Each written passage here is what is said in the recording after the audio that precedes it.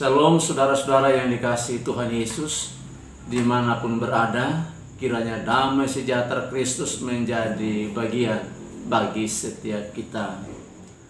Hari ini saya akan sharing tentang satu tema yang menarik, saudara. Apakah Lucifer itu adalah pemimpin setan?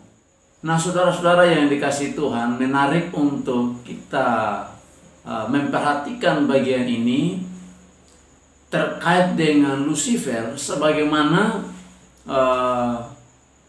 pada mayoritas orang Kristen memiliki pemahaman di mana Lucifer itu adalah pemimpin setan. Dan jujur kekasih Tuhan bahwa saya secara pribadi sejak dari usia masih kecil, usia sekolah minggu, sudah diajarkan bahwa Lucifer itu adalah setan dan dia adalah pemimpin setan. Sampai hari-hari ini saya pun masih mendengar keyakinan atau pemahaman pada umumnya orang Kristen, termasuk di dalamnya pendeta-pendeta menyampaikan, mengkhotbahkan, mengajarkan bahwa Lucifer itu adalah pemimpin setan. Dan dasar yang mereka bangun atau dipakai, saudara, itu di dalam kitab Yesaya 14 ayat yang ke-12 menjadi dasar argumentasi atau rujukan di mana Lucifer adalah pemimpin setan itu ketika jatuh ke dalam bumi. Secara khusus saya akan sharing dari Yesaya pasal 14 ayat 1 sampai 23. Saya akan menyoroti bagian ini dan melihat secara konteksnya apakah Yesaya 14 ini bicara tentang Lucifer dan kejatuhannya, ataukah konteks Yesaya 14 ini bicara tentang Raja Babel. Karena itu simak terus video ini, jangan di skip supaya saudara-saudara benar-benar memahaminya. Nah, saudara-saudara yang dikasihi Tuhan, bila kita memperhatikan Alkitab kita di dalam bahasa Indonesia, dalam terjemahan manapun kita tidak akan pernah menemukan kata Lucifer dalam terjemahan bahasa Indonesia. Tidak ada. Terjemahan atau kata Lucifer itu terdapat di dalam Alkitab versi bahasa Inggris. Salah satunya adalah di dalam versi King James. Yesaya 14 ayat 12. Di situ terdapat kata Lucifer. Nah, saudara-saudara yang dikasihi Tuhan, ketika saya membaca beberapa literatur lain terkait dengan sebutan Lucifer yang kemudian dasarnya dipakai dalam Yesaya 14 ayat 12. Dalam beberapa sumber yang saya baca, saya menemukan, saudara, ternyata bahwa dalam sejarahnya, sebelum abad mula-mula, sebelum Masehi, orang-orang tidak pernah menggunakan atau mengenal kata Lucifer yang kemudian dipakai sebagai gelar bagi pemimpin setan. Tidak pernah dikenal sebelumnya. Nah, pemahaman tentang Lucifer ini, saudara, muncul pada abad yang keempat Masehi oleh seorang yang bernama Jerome, menerjemahkan kata Hillel dalam bahasa Ibrani yang artinya pembawa terang. Kemudian Jerome menerjemahkan Alkitab ke dalam bahasa Latin atau yang disebut Vulgata. Dan kemudian dalam Yesaya 14 ayat 12 dia menerjemahkan dengan kata Lucifer. Dari Hillel, pembawa terang itu, diterjemahkan ke bahasa Latin menjadi Lucifer. Kemudian kita bisa temukan juga di dalam King James atau Alkitab versi King James yang menerjemahkannya dengan kata Lucifer. Nah, saudara-saudara yang dikasihi Tuhan, sejak abad itu, maka pemahaman daripada orang Kristen pada umumnya sampai hari ini kemudian beranggapan bahwa Lucifer itulah pemimpin setan. Itu sejarah atau kisah munculnya pemahaman tentang Lucifer adalah pemimpin setan. Nah, saudara, sekarang kita akan perhatikan apakah dasar Yesaya 14 ayat 12 ini secara konteksnya bicara kepada Lucifer atau bukan. Mari kita perhatikan bagian-bagian daripada kitab Yesaya 14 ini. Saudara-saudara yang dikasihi Tuhan, ayat 12 berkata demikian, "Wah, engkau sudah jatuh dari langit, hai bintang timur, putra fajar. Engkau sudah dipecahkan dan jatuh ke bumi, hai yang mengalahkan bangsa-bangsa." Nah, saudara, bagi saya Yesaya 14 secara keseluruhan dari ayat 1 sampai ayat yang ke-23 ini sama sekali tidak tepat kalau dikatakan ini merujuk kepada Lucifer itu sebagai pemimpin setan. Ini merupakan penafsiran yang salah, saudara-saudara yang dikasihi Tuhan. Penafsiran yang tidak memperhatikan konteks dan mengakibatkan pemahaman-pemahaman yang salah. Sesungguhnya pasal 14 dari Yesaya ini, dia sedang berbicara kepada Raja Babel, Raja Nebukadnezar. Tetapi karena ketidakpahaman, ketika tidak melihat konteksnya, sehingga banyak orang Kristen kemudian memaknainya sebagai kejatuhan daripada Lucifer. Kita perhatikan ayat sebelumnya maupun sesudahnya, saudara-saudara yang dikasihi Tuhan. Ayatnya yang keempat, "Maka engkau akan memperdengarkan ejekan ini tentang Raja Babel dan berkata, wah, sudah berakhir si penindas, sudah berakhir orang lalim." Pertanyaan saya, saudara, kalau benar ini merupakan kejatuhan atau rujukan kepada Lucifer yang adalah pemimpin setan, lalu mengapa ayat 4 ini dikatakan ini sebagai ejekan kepada Raja Babel, di mana penindasannya berakhir? Pertanyaan saya, apakah waktu di surga Lucifer sudah melakukan penindasan, atau sebelum kejatuhannya dia sudah melakukan penindasan, dan kepada siapa dia menindas?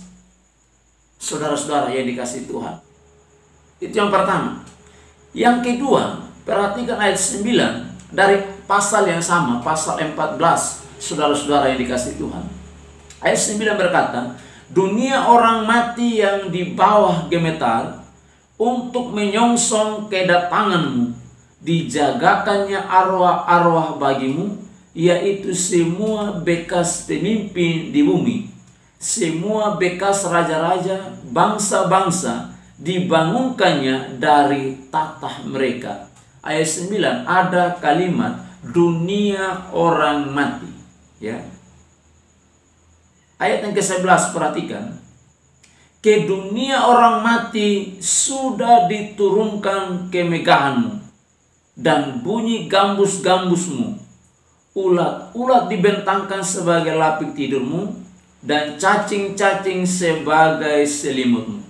Lagi-lagi, saudara, ada kalimat ke dunia orang mati, kemudian ulat-ulat dibentangkan sebagai lapik tidurmu, lalu cacing-cacing sebagai selimut. Pertanyaan yang kedua, apakah bagian ini tepat ini dikenakan kepada Lucifer sebagai pemimpin setan, Atau lebih tepat ini ditujukan kepada seorang manusia. Setan tidak pernah mati, saudara. Setan itu adalah roh. Bagaimana dia bisa mati lalu dikuburkan? Kemudian ulat-ulat menggerogoti dia menjadi lapik tidurnya. Ini sangat tidak tepat kalau ini dikenakan kepada setan yang adalah roh. Ini lebih tepatnya ditujukan kepada manusia yang mati dikuburkan, kemudian cacing ulat-ulat menggerogoti akan tubuhnya. Saudara-saudara yang dikasihi Tuhan, kemudian kita perhatikan ayat 13 dan 14. Dikatakan ayat 13, engkau yang tadinya berkata dalam hatimu, aku hendak naik ke langit, aku hendak mendirikan tataku, mengatasi bintang-bintang Allah. Dan aku hendak duduk di atas bukit pertemuan jauh di sebelah utara. Aku hendak naik mengatasi ketinggian awan-awan, hendak menyamai yang maha tinggi. Perhatikan ayat ini, saudara. Dikatakan aku hendak naik ke langit, aku hendak mendirikan tataku, aku hendak duduk di atas bukit. Ayat 14, aku hendak naik mengatasi ketinggian awan-awan. Pertanyaan yang berikut, kalau ini ditujukan kepada Lucifer, waktu ayat ini dia mengatakan sini dia hendak naik ke atas langit, langit yang mana yang dimaksudkan? Kalau di sini dikatakan dia di surga, lalu ke surga yang mana dia hendak naik menyamai Allah, saudara? Kalau dia sudah ada di surga, berarti kalimat-kalimat tidak akan berbunyi demikian. Dia akan berkata, saya hendak menyamai Allah, saya hendak duduk di atas tahta. Sebenarnya seperti itu. Tetapi di sini dikatakan dia hendak naik ke langit, padahal dia ada di surga bersama dengan Allah. Lalu dia naik ke langit yang mana lagi? Ke bagian yang mana lagi? Ini tidak tepat, saudara. Lagi-lagi bagian ini secara konteksnya, ayat sebelum dan sesudahnya, saya memperhatikan ini tidak tepat kalau dikenakan kepada Lucifer sebagai pemimpin setan itu. Ya. Kemudian kita lanjut pada ayat yang berikut. Ayat yang ke-19 dan 20. Ayat 19 berkata begini, tetapi engkau ini telah terlempar jauh dari kuburmu, seperti taruk yang jijik, ditutupi dengan mayat orang-orang yang tertikam oleh pedang, dan jatuh tercampak ke batu-batu liang kubur, seperti bangkai yang terinjak-injak. Perhatikan kalimat-kalimat dalam ayat 19 ini. Tetapi engkau ini telah terlempar jauh dari kuburmu. Apakah roh atau setan bisa mati lalu dikuburkan, terlempar dari kuburnya, saudara? Mustahil. Kemudian seperti bangkai yang terinjak-injak. Apakah ini tepat dikenakan kepada Lucifer yang adalah roh? Ini lebih tepat kalau ini dikenakan kepada manusia. Kemudian ayat 20. Engkau tidak akan bersama-sama dengan raja-raja itu di dalam kubur, sebab engkau telah merusak negerimu dan membunuh rakyatmu. Anak cucu orang yang berbuat jahat tidak akan disebut-sebut untuk selama-lamanya. Perhatikan ayatnya ke-20 juga, saudara. Di situ dikatakan engkau tidak akan bersama-sama dengan raja-raja itu di dalam kubur. Lagi-lagi pertanyaan, apakah ini merujuk kepada Lucifer atau kepada manusia? di dalam kubur. Sebagaimana saya katakan tadi, setan itu adalah roh dan dia tidak pernah mati kemudian dikuburkan. Dan lagi-lagi bagian ini lebih tepat kalau ini dikenakan kepada manusia. Jadi saudara-saudara yang dikasih Tuhan, secara konteksnya Yesaya 14 ini sama sekali tidak bicara tentang Lucifer dan kejatuhannya. Tapi entah mengapa pandangan, pemahaman mayoritas orang Kristen memahami bahwa Lucifer itu adalah pemimpin setan. Dan ini sesungguhnya kesalahan yang telah secara turun-temurun dipahami tanpa diselidiki, didalami, sehingga menemukan makna yang sesungguhnya dari bagian ini. Yang berikut saudara, kata Lucifer itu sendiri artinya adalah pembawa terang. Nah, apakah istilah ini cocok untuk disebutkan kepada iblis bahwa iblis itu adalah pembawa terang? Tidak cocok saudara. Iblis tidak pernah menjadi pembawa terang. Justru dia adalah pembawa kegelapan. Iblis bukan pembawa terang, tapi dia adalah pembawa kegelapan. Sedangkan Yesus itu adalah pembawa terang.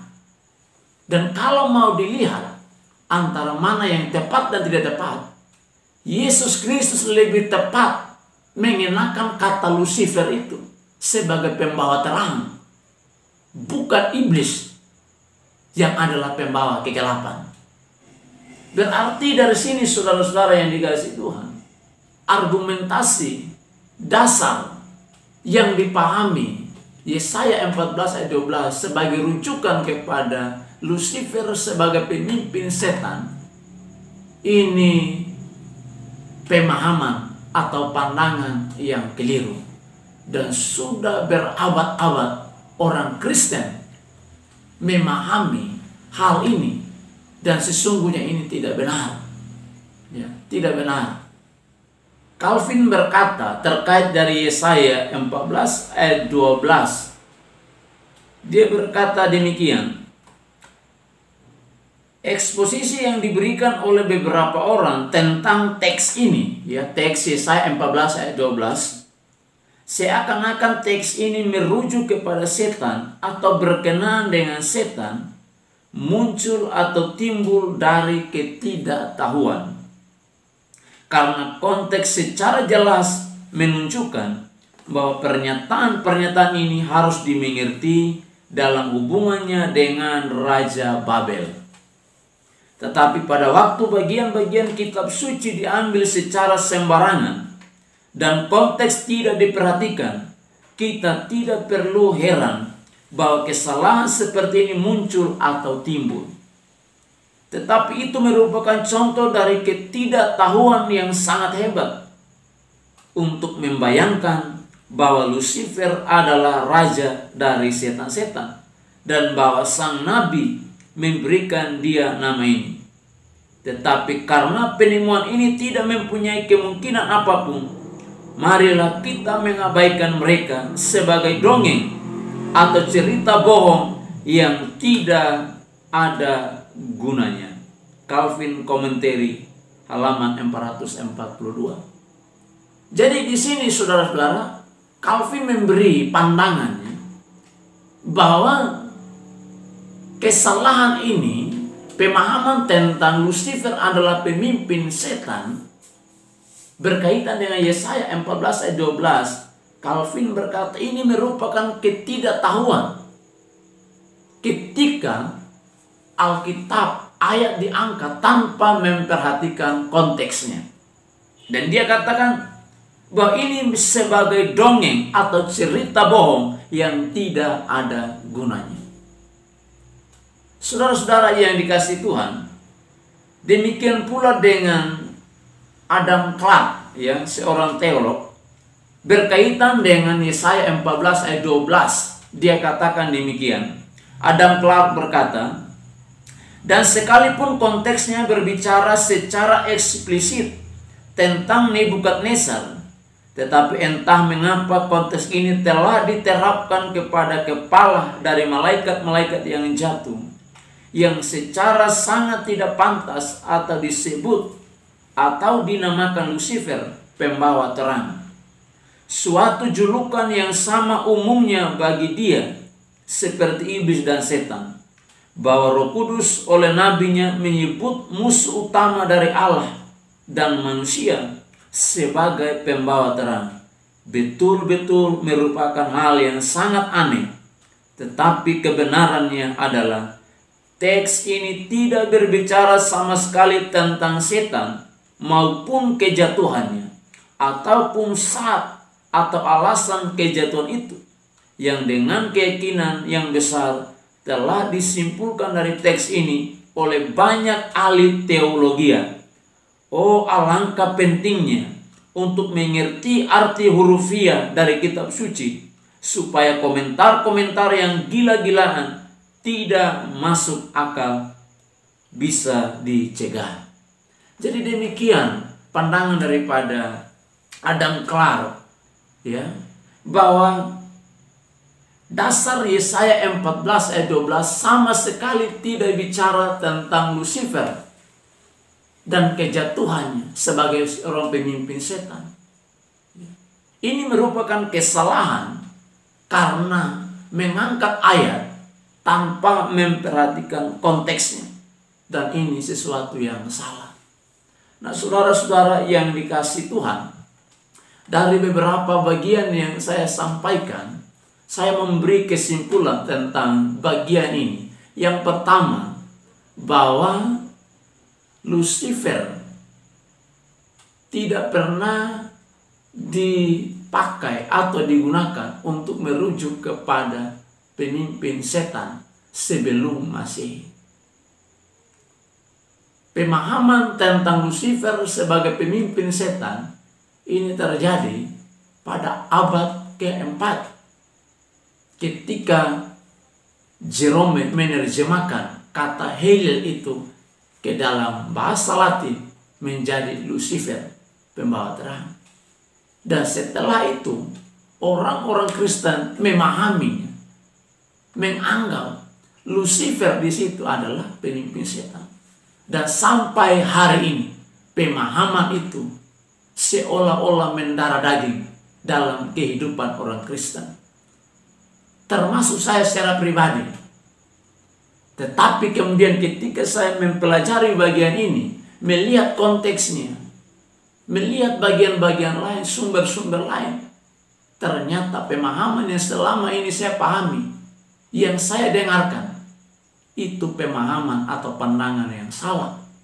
Dan Yesaya 14 konteksnya tidak berbicara kepada Lucifer dan kejatuhannya, tetapi sedang berbicara kepada Raja Babel yang sombong, yang angkuh, dan kemudian ini merupakan satu ejekan bagi dia bahwa Tuhan akan merendahkan dia dari tahtanya.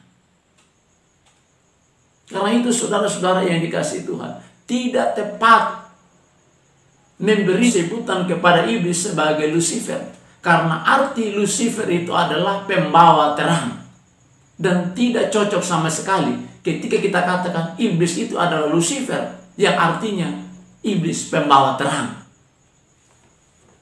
Iblis tidak pernah membawa terang, tapi dia adalah pembawa kegelapan.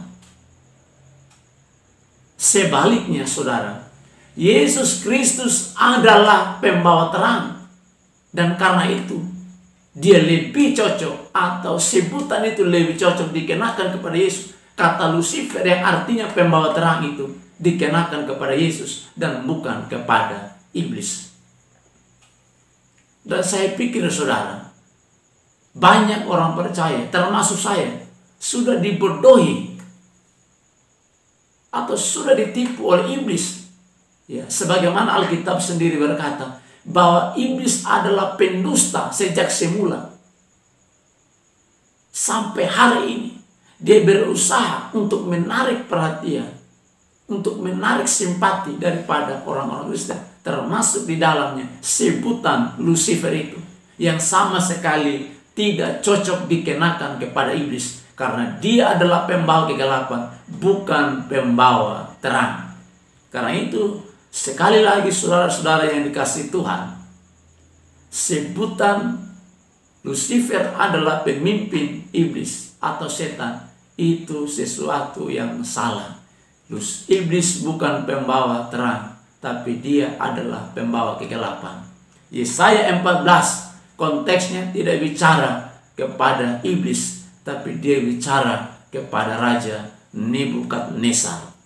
Karena itu saudara-saudara yang dikasihi oleh Yesus Kristus, dimanapun saudara berada dan menyaksikan video yang sederhana ini, kiranya video ini memberkati saudara-saudara sekalian, memberi pencerahan kepada saudara, sehingga kita memahami Alkitab dengan benar, sehingga kita keluar dari pemahaman-pemahaman yang salah yang kita telah pahami selama ini.